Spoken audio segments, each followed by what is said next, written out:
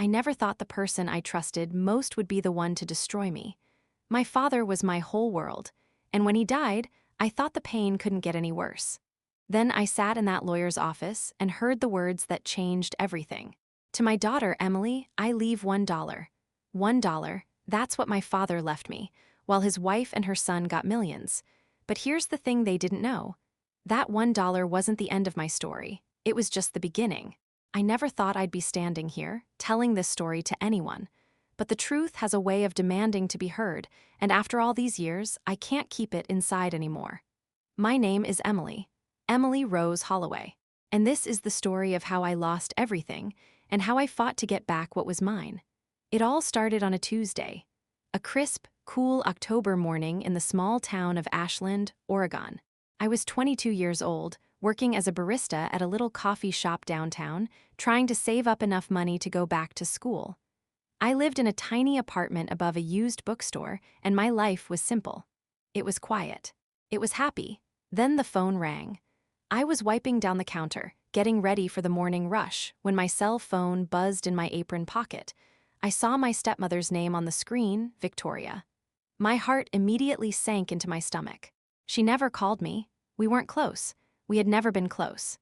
In the 6 years since my father married her, we had probably exchanged a total of 50 words that weren't forced pleasantries at family gatherings. I answered the phone with a sense of dread I couldn't explain. "Hello, Emily." Her voice was cold, sharp like a piece of glass. "Your father is dead," just like that. No preamble, no softening of the blow. Just 4 words that shattered my entire world. I gripped the counter so hard my knuckles turned white. The coffee machine was hissing. Customers were laughing at a table in the corner, and the world was just going on, spinning as if my entire existence hadn't just been ripped apart. "What?" I whispered, my voice barely audible. "How? When?" "A heart attack, 2 days ago. The funeral is tomorrow at 2 o'clock at St. Mark's." There was a pause, and I could hear her taking a slow, deliberate breath. "There are matters to discuss.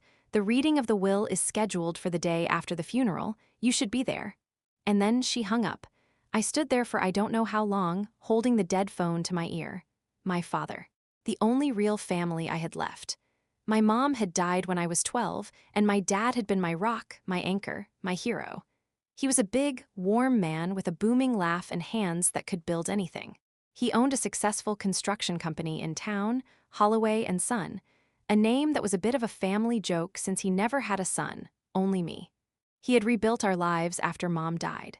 He worked so hard, not just to provide for us, but to fill the void her loss had left. And then, when I was 16, he met Victoria. She was beautiful, polished, and sophisticated, everything my mother wasn't. She was a real estate agent, and she swept into our lives like a hurricane. Within a year, they were married, and I was shipped off to a boarding school in the next state. It was a subtle thing at first. My dad would say it was for my own good, that the school had a better art program, that I would have more opportunities. But I knew that Victoria didn't want me around. She wanted my father all to herself, and his memory of my mother, his love for me, was an obstacle she was determined to remove. I spent the next 6 years on the periphery of his life. Holidays were awkward, stiff affairs where I felt like a guest in my own home. Phone calls grew shorter and less frequent. Victoria was always there, hovering, interrupting, subtly erasing me from the picture. I tried to talk to my dad about it, but he would just get a tired look in his eyes and say, "She's just trying to find her place in the family, Emmy. Give her time." But time didn't change anything. It only made the distance between us wider. The funeral was a blur of black clothes and murmured condolences. I stood by the grave, a cold wind cutting through my thin coat, and watched them lower my father into the ground. Victoria stood on the other side of the grave, a picture of perfect, composed grief in her designer black dress and dark sunglasses. Her son, Derek, stood beside her. He was a year older than me, Victoria's child from a previous marriage.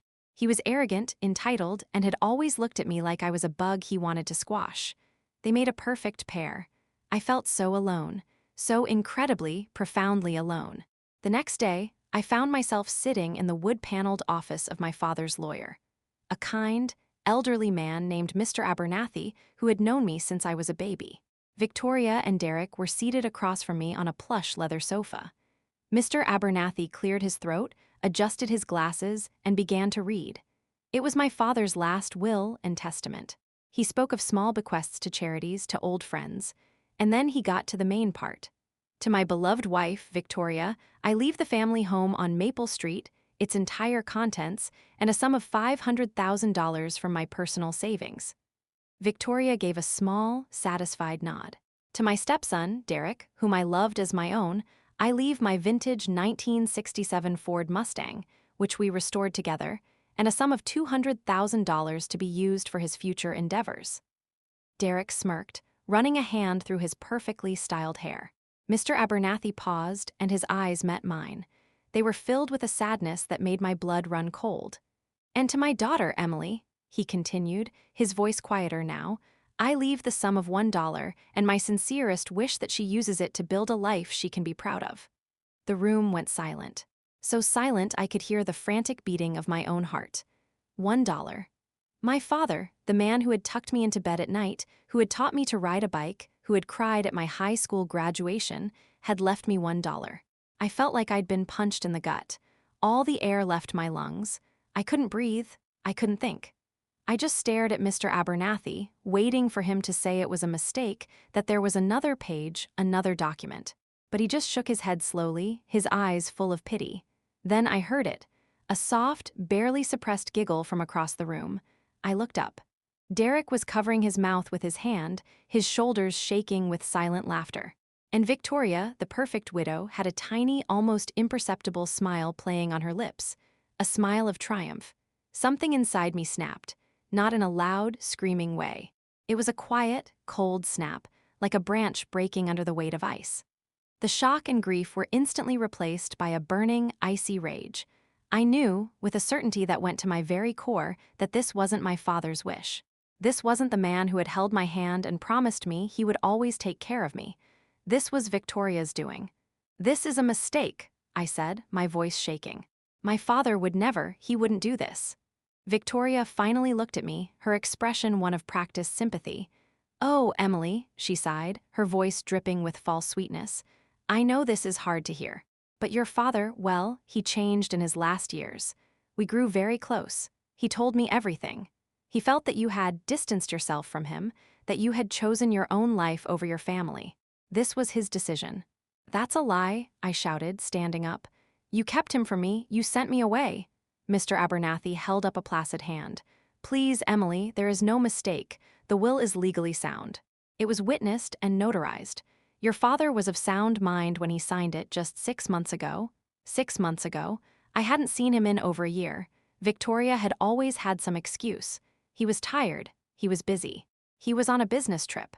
She had isolated him from me, and in his final months she had manipulated him, poisoned his mind against me, and stolen my inheritance."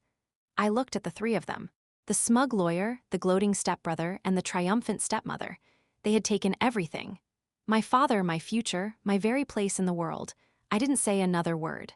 I just turned and walked out of the office, the sound of my $1 inheritance echoing in my ears. For weeks, I was in a daze. I went back to my tiny apartment and my job at the coffee shop. I moved through the motions of life, but I was dead inside. The rage was still there, a cold, hard knot in my chest, but it was buried under a mountain of grief. I felt so stupid, so naive. I had let her win. I had let her erase me. Then, about a month after the funeral, I got a letter. It was from Mr. Abernathy's office. For a moment, my heart leaped. Maybe there had been a mistake. Maybe they found a codicil. I ripped it open. Inside was a single, crisp $1 bill and a short, typed note. "Dear Miss Holloway, enclosed please find the bequest as stipulated in your father's last will and testament. Sincerely, Abernathy and Associates." They had mailed me my dollar. I stood in my tiny kitchen, holding that stupid dollar bill, and I started to laugh. It wasn't a happy laugh. It was a laugh of pure, unadulterated bitterness. A laugh that turned into a sob, and then into a scream of frustration that I muffled with my pillow. I looked at that dollar for a long time. It was a symbol of my defeat. A final, humiliating slap in the face. I was about to crumple it up and throw it in the trash when I stopped. I thought of my father's hands. His big, strong, calloused hands. Hands that had built houses, fixed my toys, and held my mother's face when he kissed her. I thought of the life he had built, brick by brick, from nothing. He hadn't built it by giving up. He had built it by fighting. This dollar wasn't a symbol of defeat.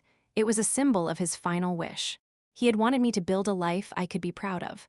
Well, I was going to do just that. But first, I was going to find out the truth. I was going to find out what really happened in the last year of his life. And if Victoria had done something to him, to his will, I was going to make her pay. That dollar bill became my talisman. I put it in a small frame and placed it on my desk.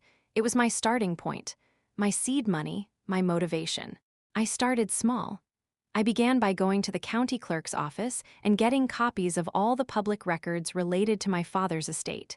The will was there, just as Mr. Abernathy had said. But I also looked at the deed to the house.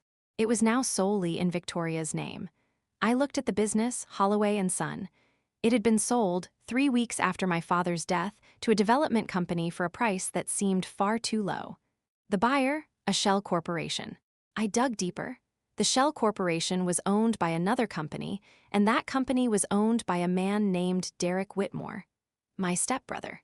Derek had bought my father's company for a fraction of its worth, using money my father had left him.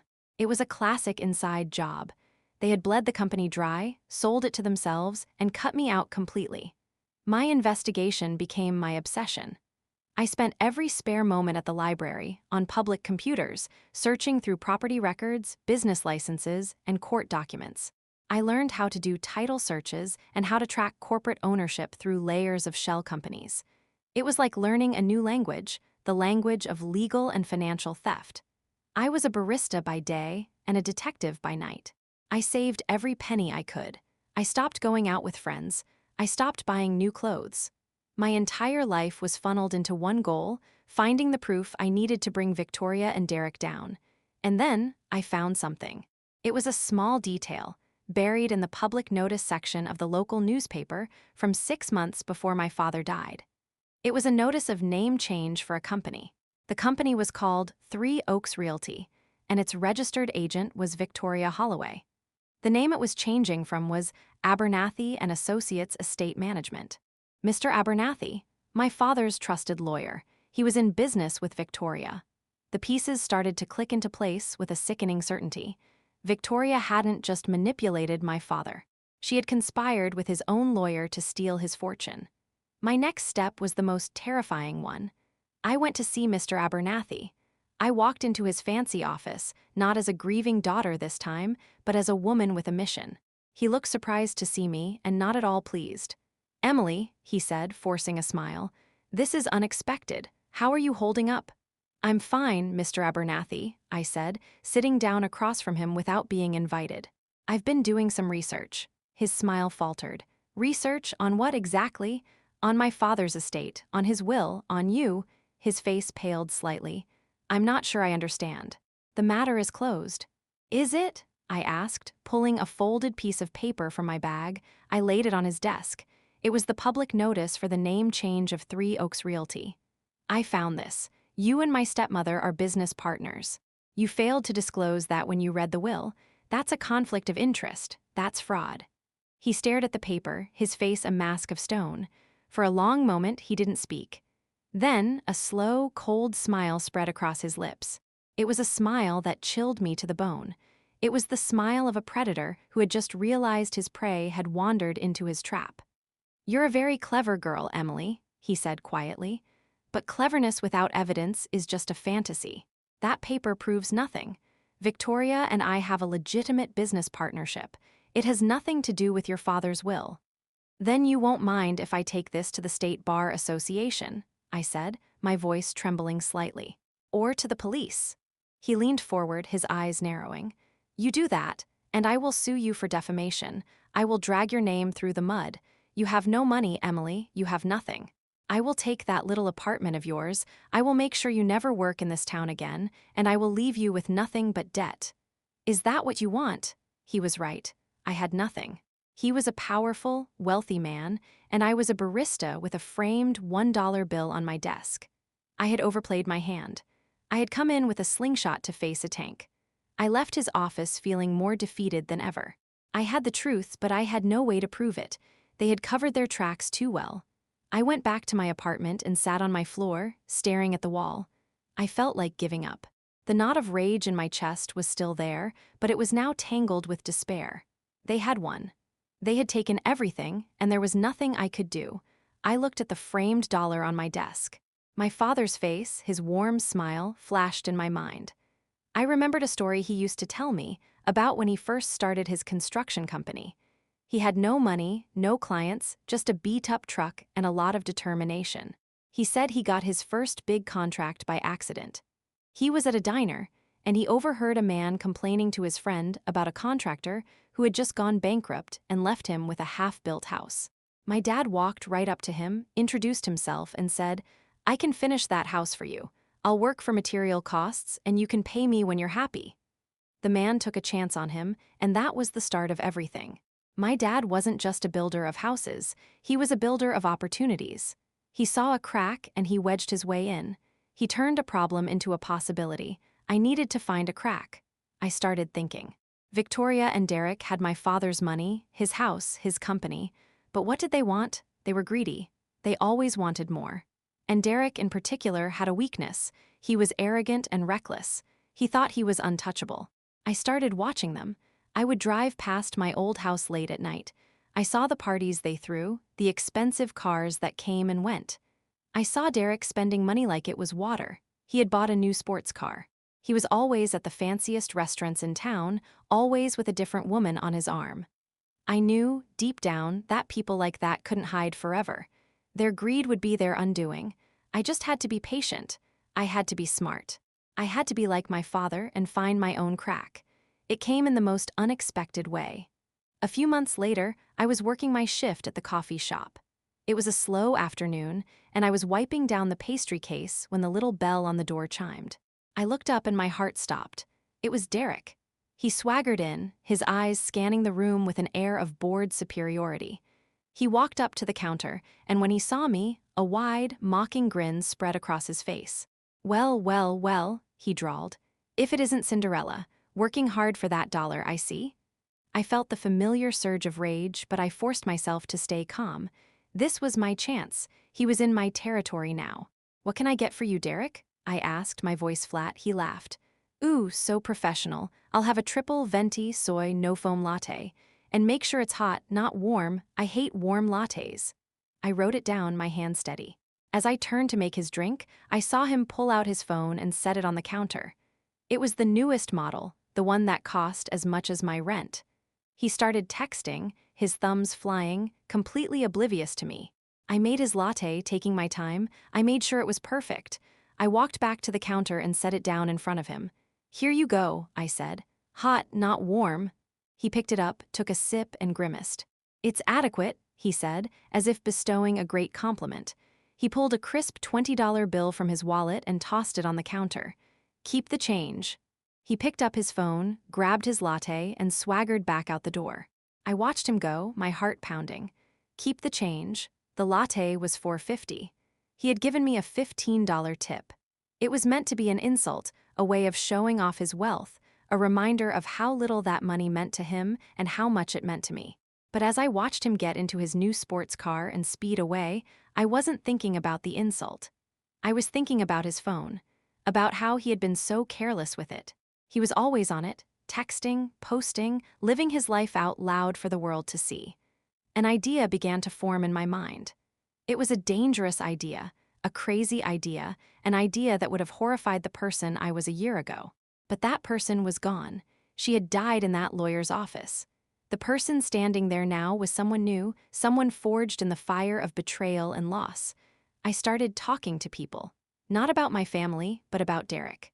I became a regular at the bars and restaurants he frequented. I was just a quiet girl in the corner, nursing a soda, listening. I got to know the bartenders, the waitstaff. I was friendly, a good tipper with the small amounts I could spare. People talk in front of the help. They think we're invisible. I learned that Derek had a problem, a big one. He liked to gamble. Not just friendly poker games, but high-stakes, illegal gambling dens outside of town. I heard whispers from a waitress at a steakhouse where he always took his dates.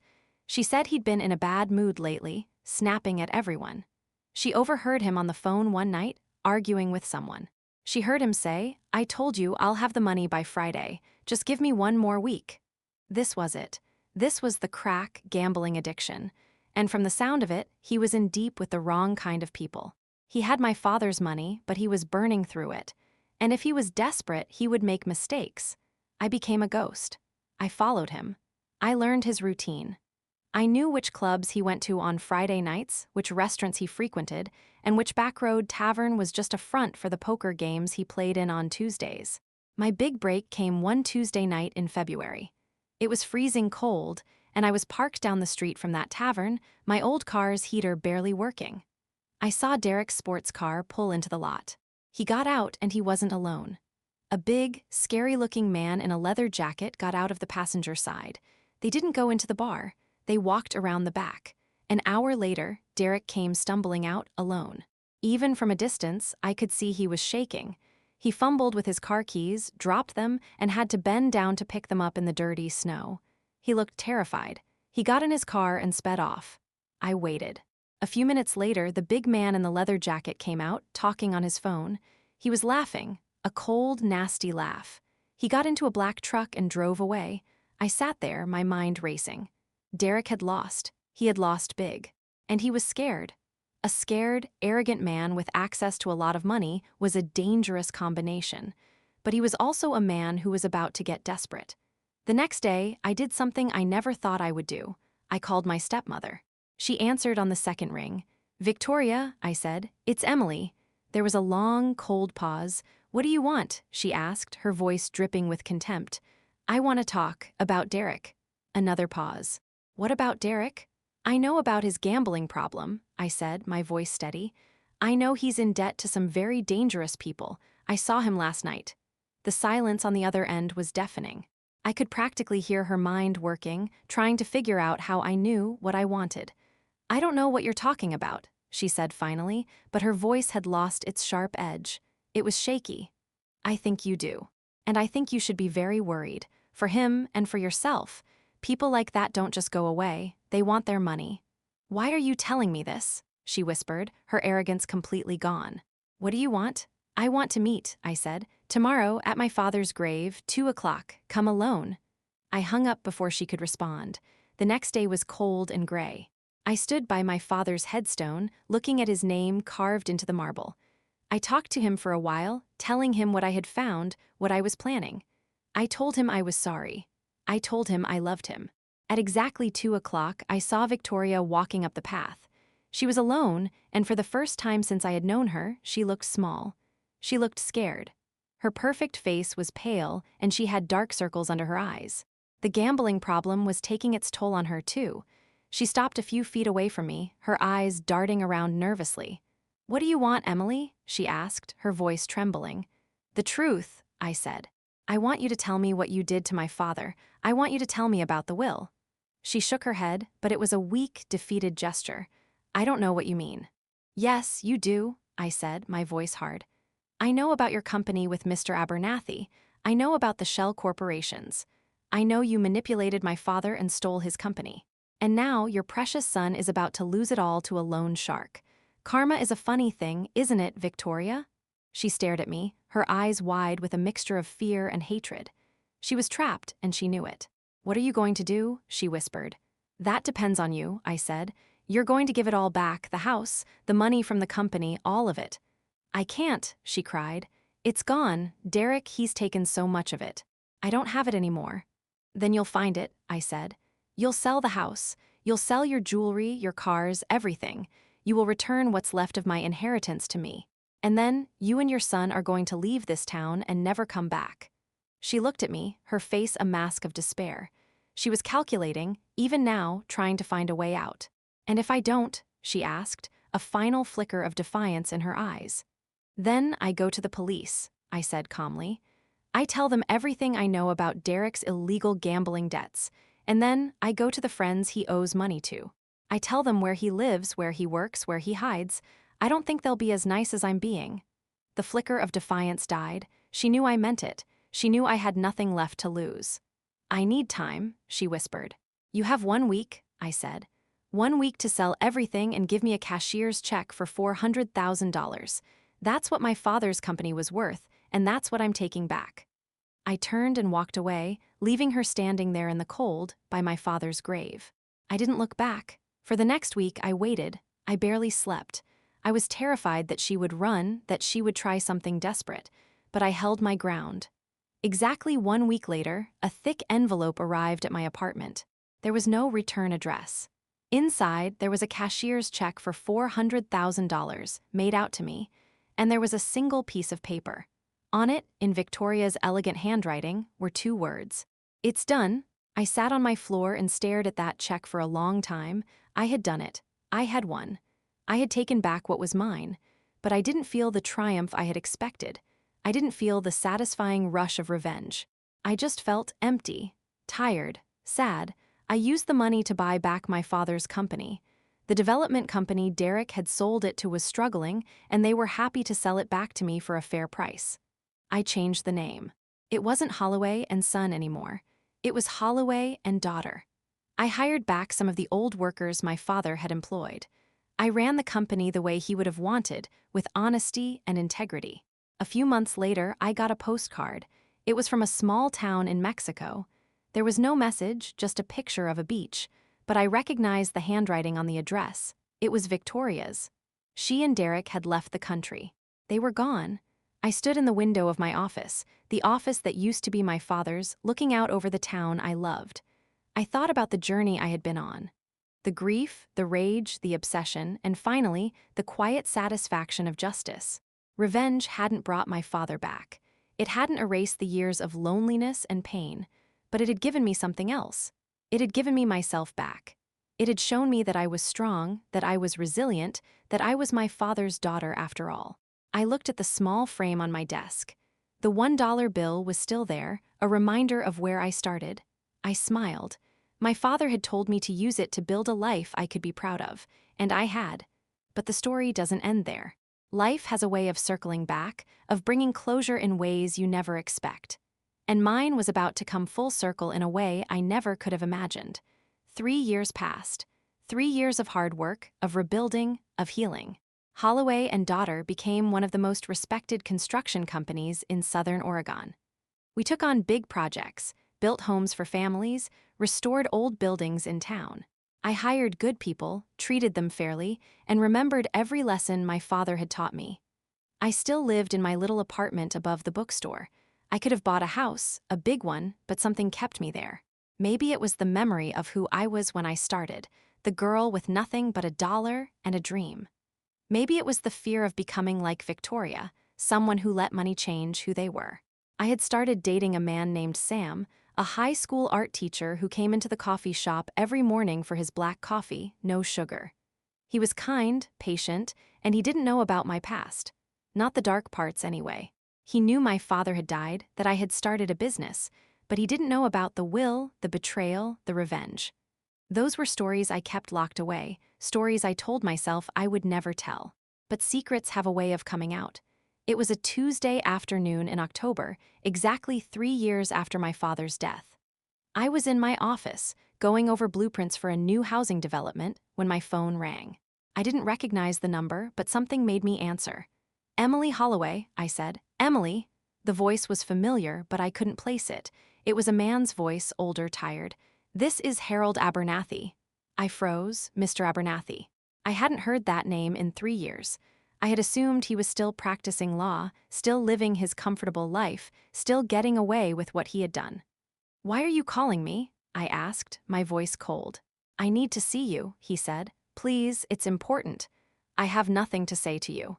"Emily, please, I'm dying, cancer, I don't have much time. There are things I need to tell you, things you deserve to know." I wanted to hang up. I wanted to pretend I had never heard his voice. But something in his words, the weakness, the desperation, made me pause. "I'll meet you," I said finally. "But not alone. I'm bringing someone." I brought Sam. I didn't tell him why, just that I needed moral support, that I had to face someone from my past. He came without question, holding my hand as we walked into the nursing home where Mr. Abernathy now lived. He looked nothing like the man I remembered. The powerful lawyer with the cold smile was gone. In his place was a thin, pale man in a hospital bed, tubes running from his arms, machines beeping softly in the background. His eyes, when they found me, filled with tears. "Emily," he whispered, "thank you for coming. I didn't think you would." I didn't sit down. I stood by the door, Sam beside me, my arms crossed over my chest. "What do you want?" He gestured weakly to a chair beside his bed. "Please, sit. I don't have much strength. Let me tell you what I should have told you 3 years ago." I hesitated, then sat. Sam stayed standing, a quiet presence behind me. Mr. Abernathy took a shaky breath and began. "Your father's will," he said. "It was real. He did sign it, but not the way Victoria told you. Not because he didn't love you." I felt my heart clench. "What do you mean?" "Victoria came to me about a year before your father died," he said. "She had a plan. She knew your father's heart was weak, that he didn't have long. She wanted to make sure that when he died, everything went to her and Derek." "So you helped her," I said, my voice bitter. "You helped her steal from a man who trusted you." He nodded, tears streaming down his face. "Yes, I did. And I have lived with that guilt every single day since. Victoria told me your father was going to change his will anyway, that he was planning to leave everything to you. She said she was just protecting herself, that you were a stranger to him now, that you didn't deserve his money." "She lied," I said. "I know that now," he whispered. "I knew it then, I think, but I was weak. I was in debt. My firm was failing. Victoria offered me a partnership, money, a way out. I took it. I sold my soul for a few pieces of silver." He started coughing, a deep, wet cough that shook his whole body. A nurse rushed in, checked his monitors, gave him water. When she left, he continued. "Your father never wanted to cut you out," he said. "He loved you more than anything. I saw it in his eyes every time he talked about you. But Victoria, she isolated him. She controlled his medicine, his phone calls, his visitors. She told him you didn't want to see him, that you were too busy with your own life to care about him. She showed him letters she had forged, letters supposedly from you, saying you didn't need him anymore." Tears were streaming down my face now. All those years, all that distance, and it had all been a lie. My father had died thinking I didn't love him. "The will," I whispered. "The $1, was that her?" He nodded. "It was her idea, a final humiliation. She made me write it. She made me witness it. She stood over your father while he signed it, told him it was a formality, that you would get your share later. He was so weak by then, so confused. He didn't know what he was signing." I buried my face in my hands. Sam knelt beside me, his hand on my back, saying nothing. "I'm sorry," Mr. Abernathy whispered. "I know that means nothing. I know I don't deserve your forgiveness. But I needed you to know the truth. I needed you to know that your father loved you. He never stopped loving you." I looked up at him, this broken man in a hospital bed, and I felt something I hadn't expected.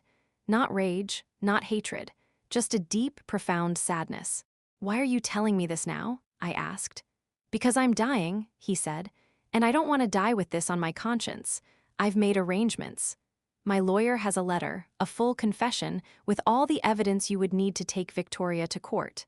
It's yours, do with it what you will." I stood up slowly. I looked at him for a long moment, this man who had helped destroy my family, who had taken my father from me in the cruelest way possible. "Thank you," I said quietly, "for the truth." I turned and walked out, Sam following close behind. I didn't look back. The confession changed everything. Not legally, not anymore. Victoria and Derek were long gone, living somewhere in Mexico with whatever money they had left. But emotionally, it changed everything.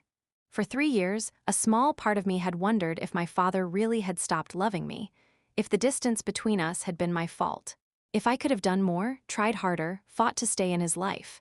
That doubt had been a poison, seeping into every part of my life, making me question my worth, my place in the world.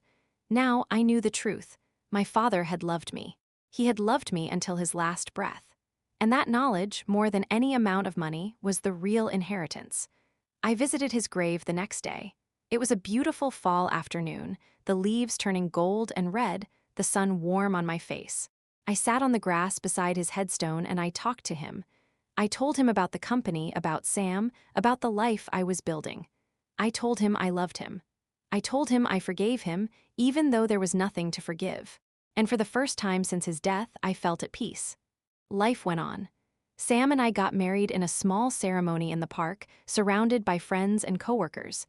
We bought a little house, not too big, not too fancy, just right for us. I stayed involved with the company, but I learned to delegate, to trust others, to let go of the need to control everything.